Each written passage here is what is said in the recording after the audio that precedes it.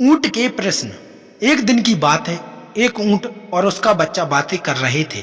बातों बातों में ऊंट के बच्चे ने उससे पूछा, पिताजी, बहुत दिनों के बाद कुछ बातें सोच रहा हूँ, क्या मैं आपसे उनके बारे में पूछ सकता हूँ? ऊंट कैमल बोला, हाँ हाँ बेटा, जरूर पूछो बेटा, मुझसे बन पड़ेगा तो मैं जवाब जरूर दूंगा।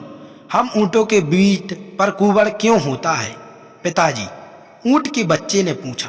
ऊंट बोला, बेटा, हम रेगिस्तान में रहने वाले जीव हैं। हमारी पीठ में कुंवड़ इसलिए है ताकि हम इसमें पानी जमा करके रख सकें। इससे हम कई दिनों तक बिना पानी पिए के रह सकते हैं। अच्छा, और हमारे पैर में इतने लंबे लंबे और पंजे गोलाकार क्यों हैं? ऊंट के बच्चे ने दूसरा प्रश्न पूछा। जैसा मैं तुम्हें बता चुका हूँ कि हम रेगिस्तानी जीव हैं।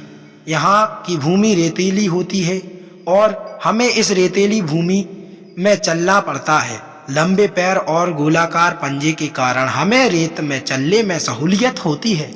अच्छा, मैं हमारी पीठ में कुंवड़ लंबे और गोलाकार पंजों का कारण तो समझ गया, लेकिन हमारी घनी पलकों का कारण मैं नहीं समझ नहीं पाता। इन घनी पलकों के कारण कई बार मुझे देखने में भी परेशानी होती है। ये इतनी घनी क्यों है? ऊंट का बच्चा बोला, बेटे, ये पलकें हमारी आंखों की रक्षा कवच हैं। ये रेगिस्तानी धूल से हमारी आंखों की रक्षा करते हैं।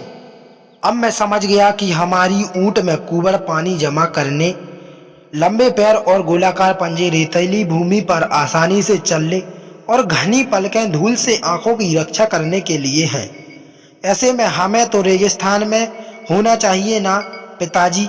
फिर हम लोग इस चिड़ियाघर जू में क्या कर रहे हैं? सीख, प्राप्त ज्ञान, हुनर और प्रतिभा तभी उपयोगी है जब आप सही जगह पर हैं, अन्यथा सब व्यर्थ है। कई लोग प्रतिभा भावन होते हुए भी जीवन में सफल नहीं हो पाते क्योंकि वे सही जगह क्षेत्र पर अपनी प्रतिभा का इस्तेमाल नहीं करते। अपनी प्रतिभा व्यर्थ जाने मत दें।